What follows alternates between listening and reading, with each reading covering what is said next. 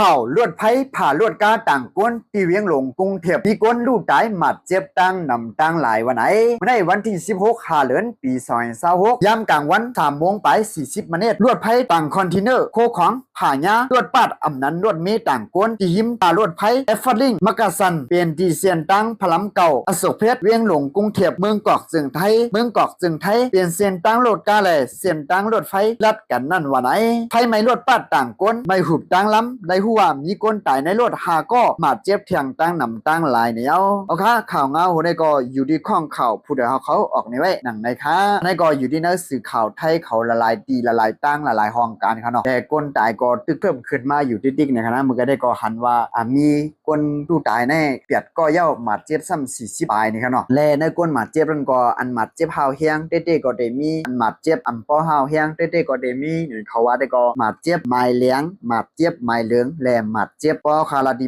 วัดลาดีซีมันก็อันป้อหมัดเจ็บแห้งเต้ๆอันหมัดเจ็บปุ่มกลางไงอันหมัดเจ็บให้แห้งเห็นนั่นขนาดเนาะตึกเพิ่มขึ้นมาอยู่ติ๊กๆเนี่ยขนาดคนลูกตายก็เนาะเลยก็นั่นก็อยู่ที่สนาตีภูมิพลเขาตึกคัดด้วยอยู่คณะว่าเตเป็นย้อนเป็นเจ้าหือมา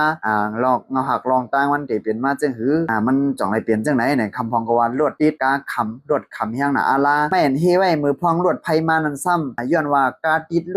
วดคำหนาอาลาเลยไม่เห็นนั่นจางลงคำพองก็ว่าเครื่องมันเหตุการณ์แลคำพองก็ว่าคนไปเอาลงไม่มันนั่นไว้เมาม้างเนี่ยจ้ากว่าตั้งนำตั้งหลายค่ะเนาะแต่ได้ก็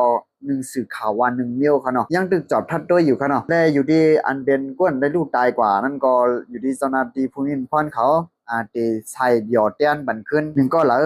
1,500,000 วัตต์เงินไทยในขนาดเนาะแต่ก้นหมัดเจ็บได้ก็ตีเป็นหมอก60,000 เงินไทยค่ะกันเนาะมันง่ายๆค่ะเนาะรีโกเต้ๆค่ะเนาะการเป็นเพกึ่งกลางเอาแน่โอ้อำลามไรค่ะเนาะ1 ก้อยเก็บ1 ก้อยเพราะมันไข่เปลี่ยนในค่ะนะพอขาดด้วยในกอง CCTV ฉะนั้นได้ก็อยู่ที่ลวดเมอำนั้นก็ลวดปัดอันต่างก้นในค่ะเนาะก็รวดตีที่หนานั่นขนาดเนาะไปก็มจ้างป่าดังนาก็มจ้างป่าดังหลังขึ้นก็มจ้างรวดในติดรวดในคำยังหนาไล่ก็กาไรกากึดไว้อยู่ดีกลางรวดไฟกลางตั้งรวดไฟนั่นขนาดเนาะพอรวดไฟมาเนี่ยก็มาเมียนเอาลีนั่นขนาดเนาะอยู่ดีก้นฮอรวดแม่อันนั้นก็รวดป้านั่นก็เลยรู้เสียงอาสาสายใจกว่าเย้าเนี่ยขนาดอันนี้ก็ยินมองใจจอมได้ว่าขนาดเฮาวิ่งเงินขวัญเงากู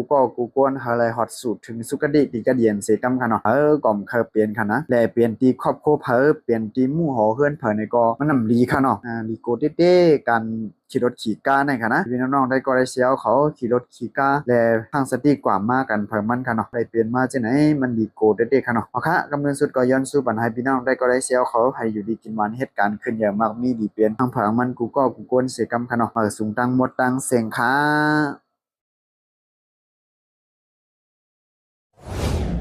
เก็บสืบปืนเพขาวหยอดอิน